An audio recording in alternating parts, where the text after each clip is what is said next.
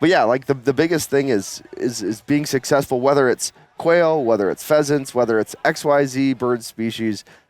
The people that I find that are good at scouting are people that can understand aerial imagery and translate to what that looks like on the ground. Right. That period. Like if you look at a map and you're like, oh, that's, that looks like some cattails next to some thick grass. Okay, here's some, like a little shelter belt next to it. Oh, okay, the grass gets a little thinner, grass gets a little thicker. And you can just quickly look at a map and say, oh yeah, that'll be a good spot. Right. That's the biggest thing. And that's something we preach on the whitetail side specifically a lot, is like, if you're winter scouting and you find something, look at what it looks like. Yes. So you can repeat that pattern when you draw that Iowa tag.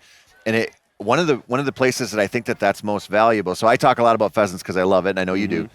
But when you think about the big wood stuff, whether you're in northern Michigan or you're in some of these swamps down here somewhere, and you have some level of timber activity and you have some level of true swamp edge, maybe where you'll have your woodcock or whatever, when you start to plan your routes around that stuff, instead of just like, okay, I'm going to walk the 2-track that literally everybody walks. Right.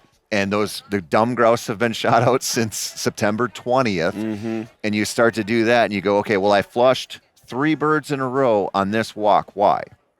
Are you on that soft edge? Was there timber, did they clear cut this 7 years ago? Like, what are you working with? Because as soon as you start putting those pieces together, you're like, I'm not wasting time anymore. Yeah. Like I have a calculated route and I know the wind. And so I'm like, well, I can swoop down here, find some woodcock, or there should be grouse on this route. And man, you start putting pieces like patterns like that together. So fun.